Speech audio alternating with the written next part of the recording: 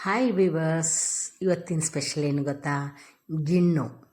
ಗಿಣ್ಣಲ್ಲಿ sweet ಮಾಡೋದು ನನಗೆ ಭಾಳ ಇಷ್ಟ. ಗಿಣ್ಣು ಅದು ನೆಕ್ಸ್ಟ್ ಡೇ ತಿನ್ನೋಕ್ಕೆ ತುಂಬ ಟೇಸ್ಟಿಯಾಗಿರುತ್ತೆ. ನೆಕ್ಸ್ಟ್ ಡೇಗೆ ತಿಂದರೆ ಚೆನ್ನಾಗಿರುತ್ತೆ.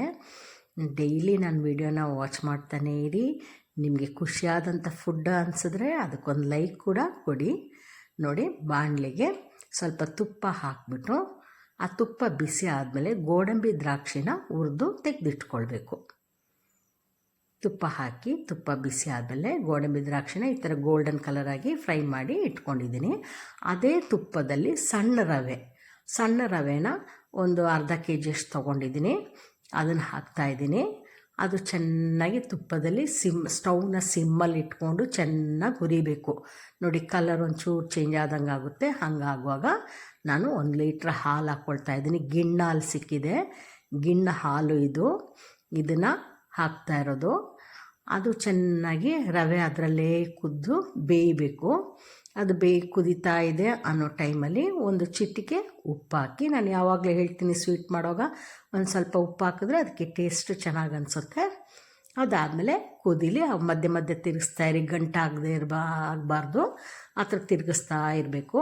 ಆಮೇಲೆ ಏಲಕ್ಕಿ ಪೌಡ್ರ್ ಹಾಕ್ತಾಯಿದ್ದೀನಿ. ನಾನು ಏಲಕ್ಕಿದು ಬೀಜ ಎಲ್ಲ ಬಿಡಿಸಿ ಮಿಕ್ಸಿ ಜಾರಲ್ಲಿ ಅದನ್ನ ಪೌಡ್ರ್ ಮಾಡಿ ಇಟ್ಕೊಂಡಿರ್ತೀನಿ ಯಾವಾಗ್ಲೂ.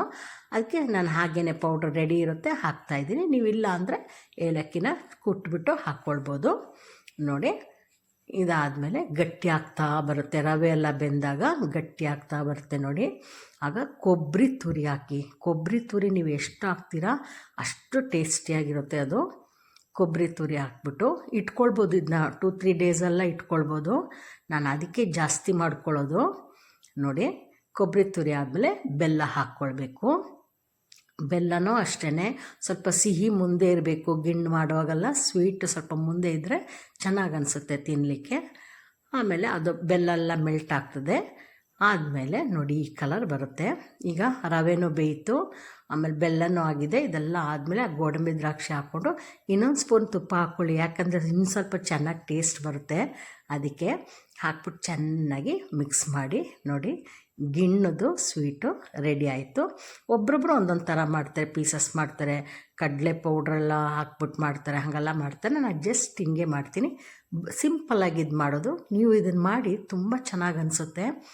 ನೋಡಿ, ಎಷ್ಟು ಚೆನ್ನಾಗಿ ಅನಿಸುತ್ತೆ. ಎಲ್ಲ ಮಿಕ್ಸ್ ಮಾಡಾದಮೇಲೆ ಒಂದು ಬೌಲಿಗೆ ಸರ್ವ್ ಮಾಡಿಕೊಂಡು ಖುಷಿಯಾಗಿ ತಿನ್ನಿ, ತುಂಬ ಚೆನ್ನಾಗಿರುತ್ತೆ. ನೆಕ್ಸ್ಟ್ ವೀಡಿಯೋದಲ್ಲಿ ನಮಗೆ ಮೀಟ್ ಮಾಡೋಣ. ಅಲ್ಲಿವರೆಗೂ take care, bye, thank you.